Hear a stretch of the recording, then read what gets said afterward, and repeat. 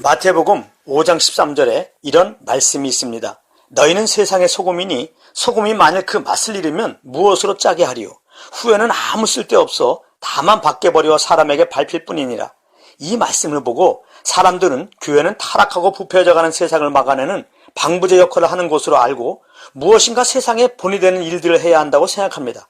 그 이유는 소금이라는 단어 때문인데 우리들 일상에서 소금은 부패 방지를 위해 많이 사용하고 있기 때문일 것입니다. 그러나 예수님이 말씀하신 소금의 의미는 그런 뜻이 아닌 것이 그 다음 말씀에 그 맛을 잃으면 무엇으로 짜게 하리요? 라고 해서 예수님은 소금의 용도가 아닌 소금의 본질, 즉 짠맛 나는 것에 대해서 말씀하고 있기 때문입니다. 그런데 이 말씀도 짠맛을 달아 했다고 또 세상에 나아가 짠맛 나는 어떤 일을 하자고 하면 이 역시 잘못인 것이 교회는 소금이라고 하셨는데 짠맛은 소금이면 자연스럽게 나는 것이기에 세상의 소금인 교회가 짠맛 내기 위해 특별히 할 것은 없는 것이기 때문입니다. 그러므로 그 짠맛을 잃지 않는다는 것은 다른 말로 말하면 소금으로 있으라는 말이니 교회는 교회로서의 그 고유하고 독특한 존재로서 세상에 있으라는 말입니다.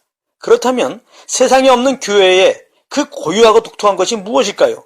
그것은 우리 주 예수 그리스도의 복음입니다. 성경대로 십자가에서 우리의 죄를 위해 죽으시고 부활하신 예수님을 구주로 믿으면 누구든지 구원을 받는다는 소식입니다. 이 맛을 본 자들은 누구나 영생을 얻습니다. 그러므로 이 말씀을 복음의 안경을 끼고 보면 이런 의미인 것입니다. 교회는 이 땅에서 이 세상 영혼이 하나님과 화목하게 하는 복음을 선포하는 곳이니 만일 교회가 이 복음을 변질시킨다면 교회는 더 이상 교회가 아니고 세상 모임에 지나지 않게 될 것이다. 그러므로 믿음의 형제자매 여러분, 요즘 교회 가운데 도둑눈처럼 슬그머니 들어오고 있는 변질된 복음에 주의하십시오. 성경은 분명히 하나님의 은혜로 인하여 믿음으로 말미암아 구원을 받는다고 말씀하고 있는데 구원을 받으려면 믿음만 가지고는 안 되고 그 위에 우리의 어떤 선한 행위가 있어야 한다고 가르치는 이 율법주의, 즉 이 변질된 복음을 주의하십시오.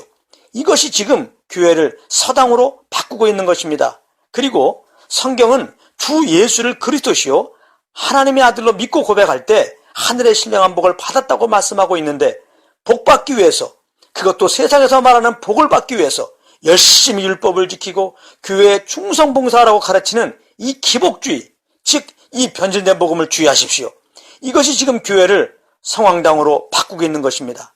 또 성경은 예수님이 하신 말씀을 깨닫게 하고 주 예수를 증거하시러 오신 분이 성령이라고 말씀하고 있는데 성령의 역사라고 하면서 초자연적인 체험들을 말씀보다 더 중요하게 여기고 주 예수보다 그런 체험들을 더 자랑하며 다니라고 가르치는 이 신비주의, 즉 이 다른 복음을 주의하십시오.